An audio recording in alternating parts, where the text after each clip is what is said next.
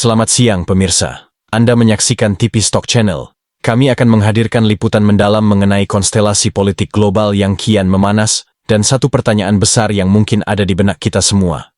Jika skenario terburuk terjadi, di manakah posisi Indonesia?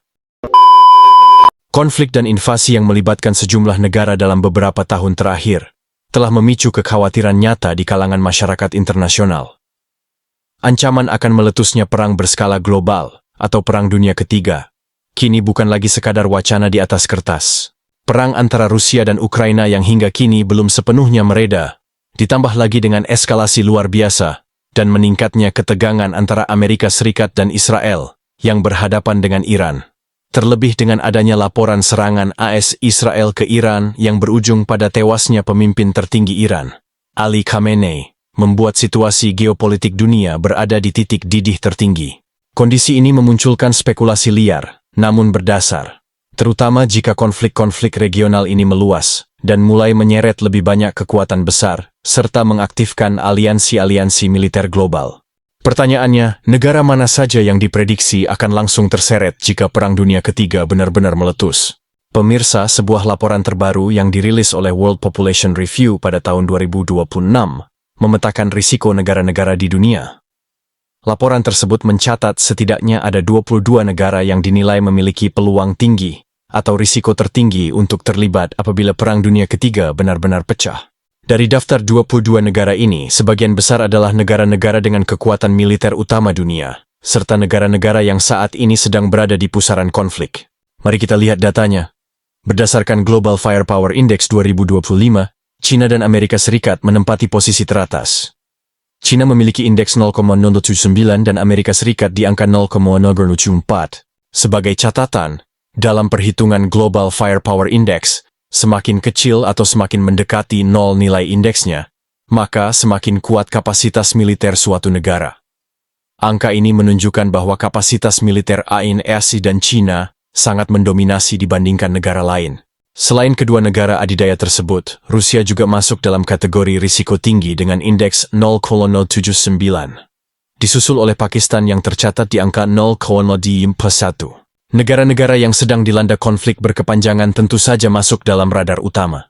Iran berada di indeks 0,305 dan Ukraina di angka 0,376. Namun pemirsa, perlu digarisbawahi bahwa status risiko tinggi ini tidak semata-mata ditentukan oleh seberapa banyak tank atau jet tempur yang dimiliki sebuah negara. Faktor geopolitik, konflik regional yang sedang berlangsung, dan ketegangan internasional menjadi variabel penentu yang sangat kuat. Berikut adalah 22 negara yang diperkirakan berpeluang tinggi terlibat jika Perang Dunia III terjadi.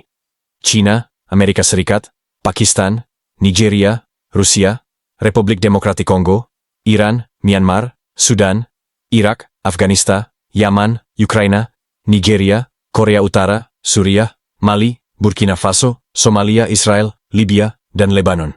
Di luar daftar merah tersebut, laporan yang sama juga mengklasifikasikan 34 negara ke dalam kategori peluang sedang, 44 negara berisiko rendah, dan 13 negara memiliki kemungkinan sangat rendah untuk ikut terlibat dalam konflik global.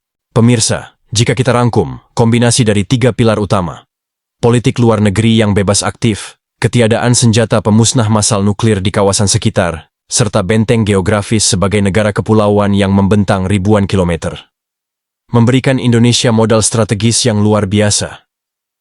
Ketiga hal inilah yang membuat Indonesia diprediksi akan relatif lebih aman dibandingkan banyak negara lain jika konflik global berskala besar benar-benar terjadi. Meskipun laporan ini memberikan sedikit kelegaan bagi kita, ketegangan dunia saat ini tetap menuntut kewaspadaan penuh.